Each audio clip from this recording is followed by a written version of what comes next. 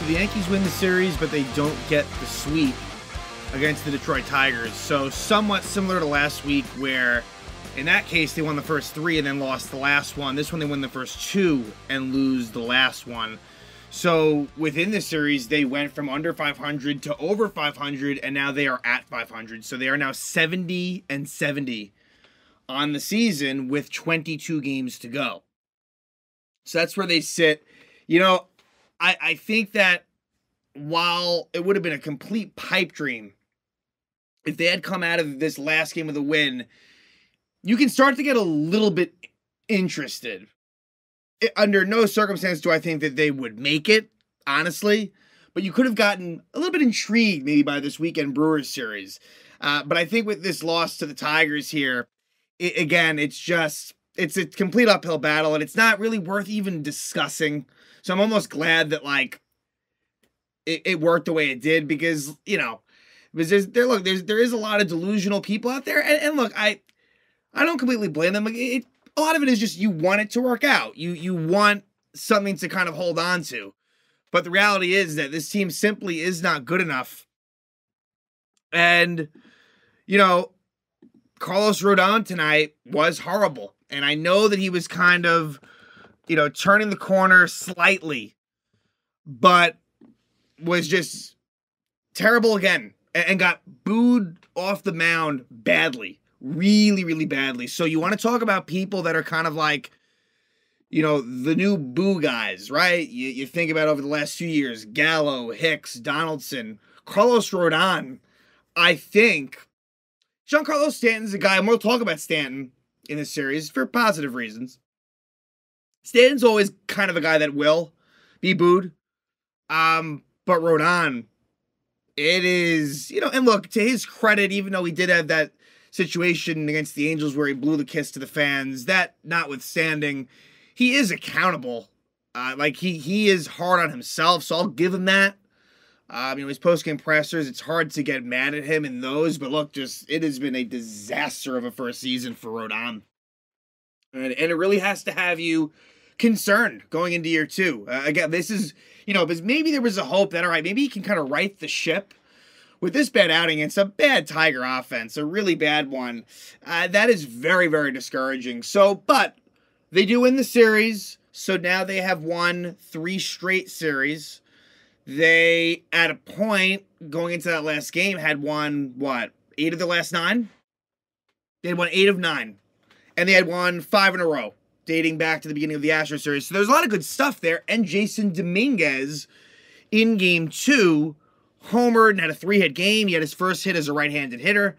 You have Giancarlo Stanton hitting his 400th home run of his career in Game 1. Gerrit Cole strengthening his Cy Young case in Game 1 with another solid outing, improving to 13-4. So a lot of stuff to discuss. As far as any bit of housekeeping, I discussed it in a short that I put out that Anthony Rizzo is confirmed out for the season.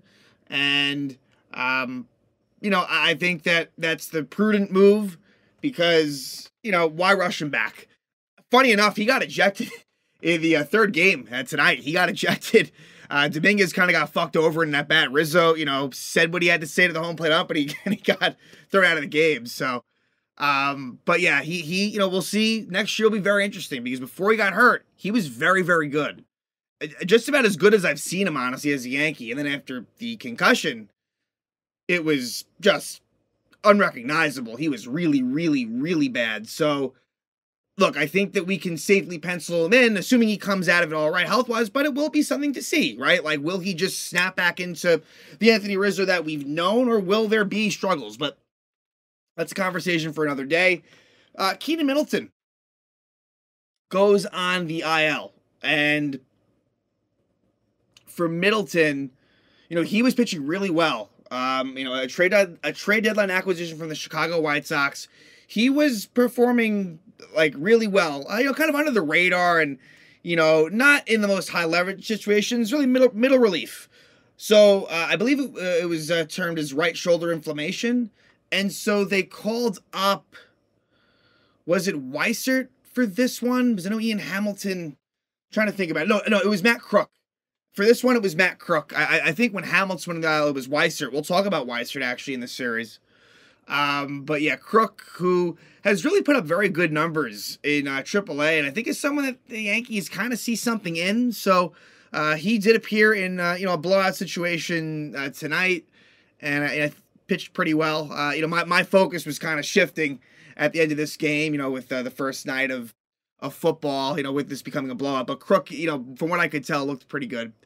But anyway, let's jump right into it. So, Yankees coming off of the sweep against the Astros, and the vibes are certainly changing and feeling good. And game one, the Yankees played a pretty solid game. And, getting it started right away was DJ LeMahieu, and the power stroke is certainly back.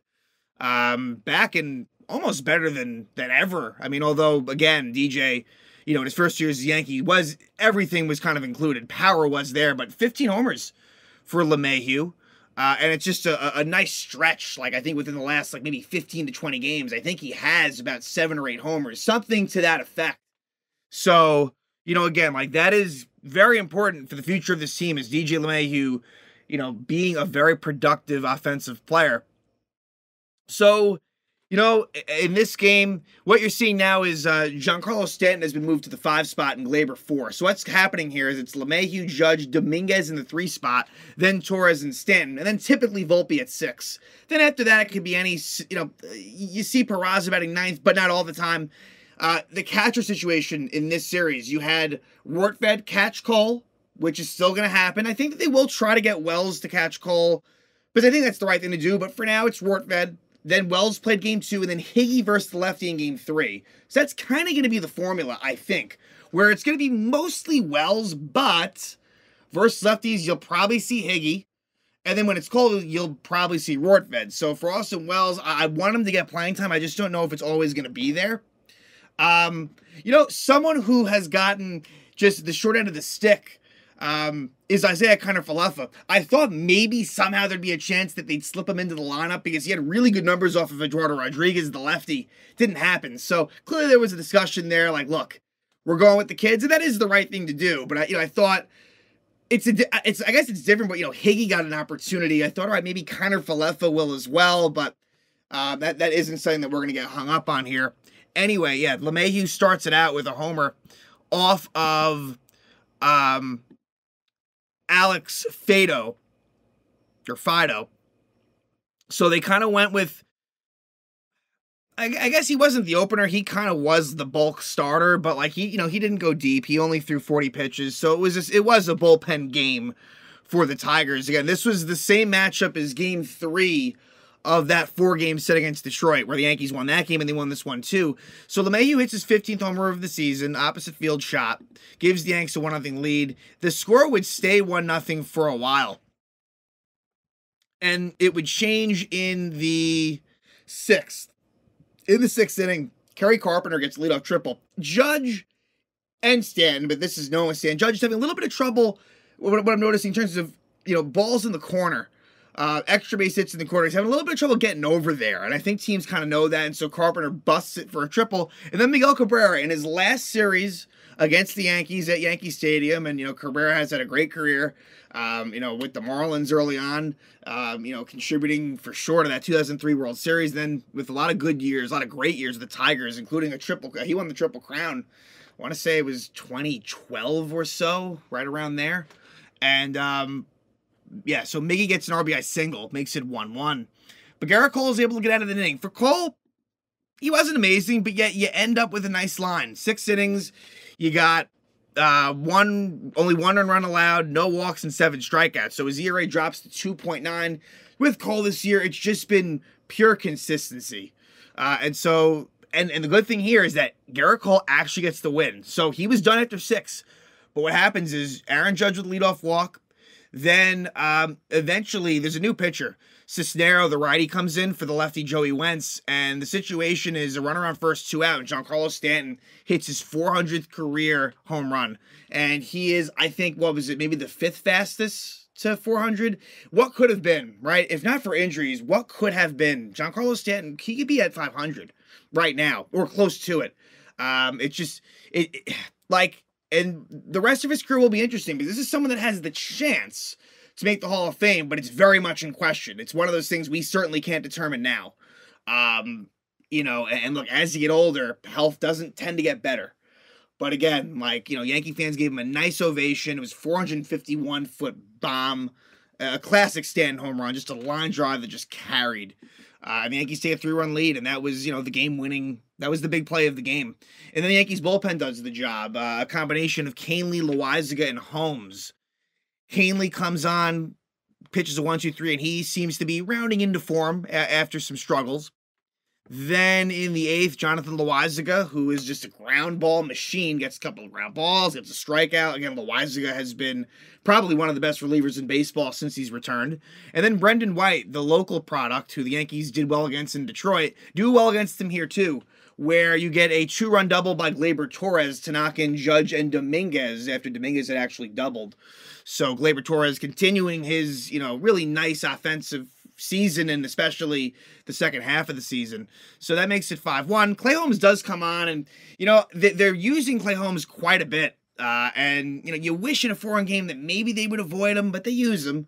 And he gets the job done, and the Yankees win at 5-1. So a lot of good stuff here with the Cole win and the Stanton 400th homer and, LeMahieu continuing to show power. A lot of good stuff here. And so at this point, the Yankees are now 500 on the season, which is way quicker than I would have ever imagined. And then they take it a step further. They go a game above 500 in Game 2.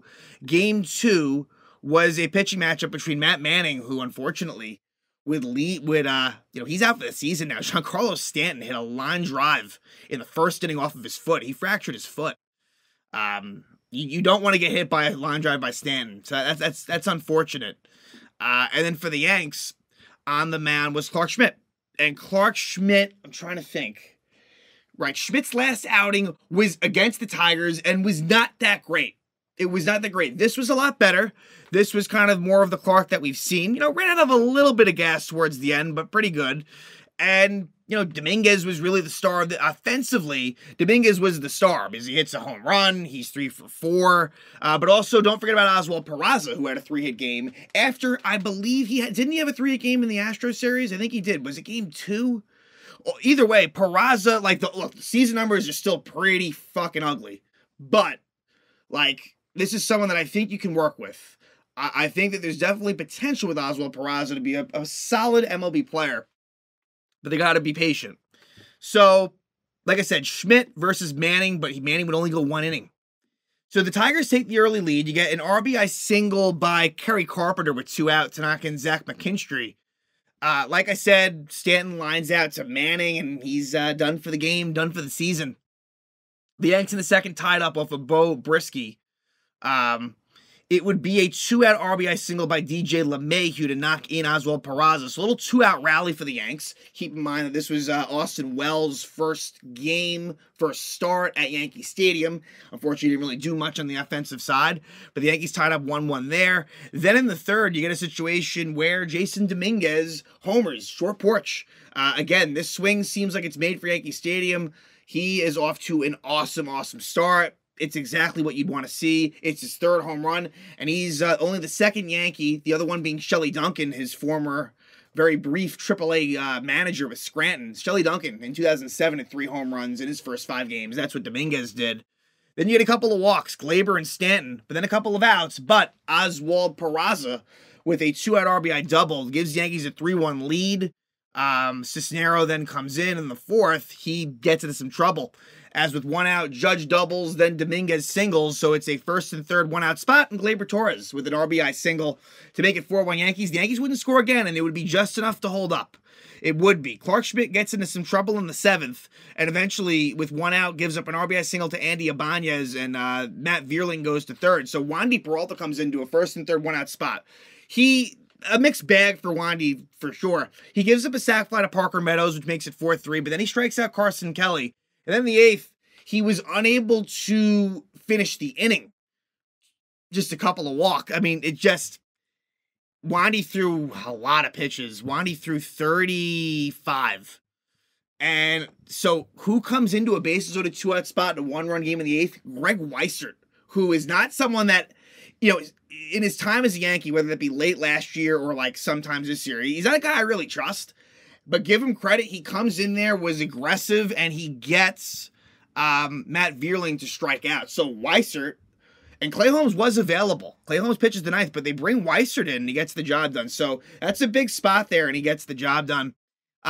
We go to the ninth. Clay Holmes comes on, and he has pitched a lot lately, but he pitches again, and he gets a 1-2-3 inning. So the Yankees hold on for the 4-3 win. They secure the series win, move above 500, and all of a sudden, people are starting to talk like, hey, like, at this point, the Yankees were 6 back on the loss side of the third and final wild card spot. So, look, while it was a complete long shot, you go into game 3 thinking, all right, we sweep this. Maybe this Brewers series becomes a little bit more interesting than we could have thought. But Carlos Rodón said, no.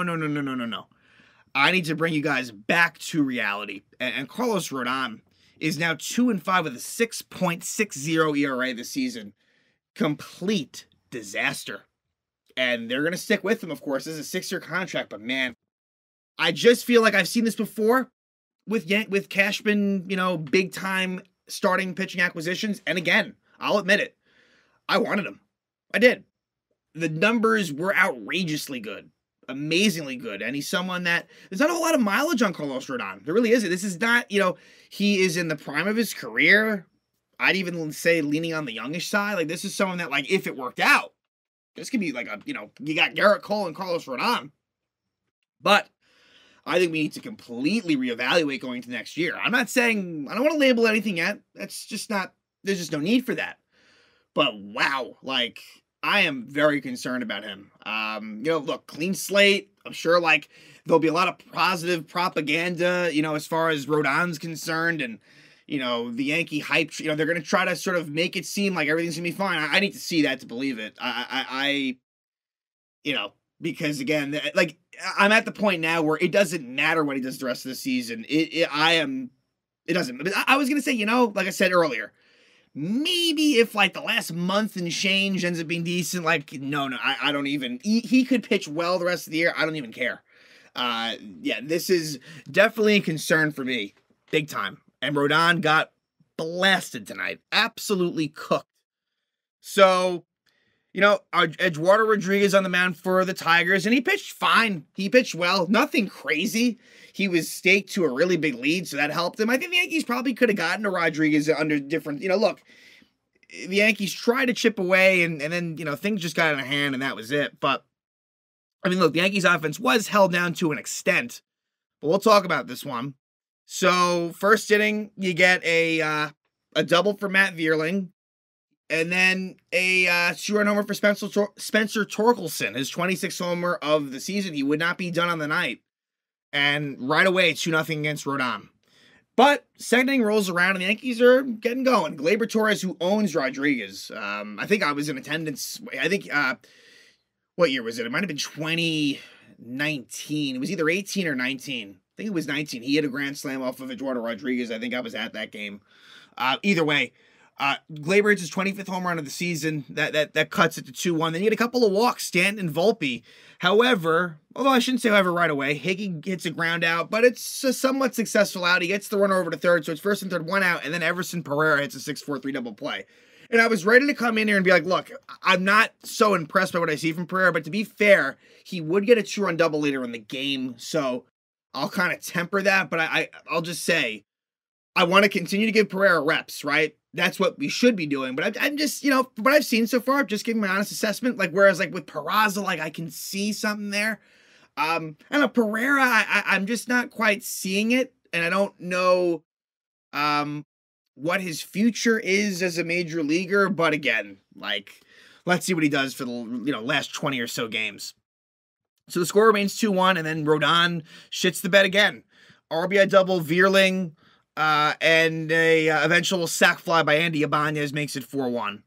Then in the fourth is when the Boo Birds come out for Carlos Rodón. RBI double, Tyler Nevin, and then with 2 out, an RBI single for Matt Vierling. Rodón had been booed. Rodón was starting to get really booed after the Nevin double.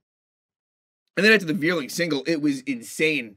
But you know what, as a Yankee fan, like and I would boo him if I were there, I love that. I mean, there's that passion, and he deserved to get his ass booed the fuck off the mound. I mean, he's one of the big reasons for the disappointment this year. There's many to go around, but Rodón is up towards the top of that list as being a major reason why this season has gone where it has. If he was the pitcher that they thought he would be, this is not 70-70. This is better than that.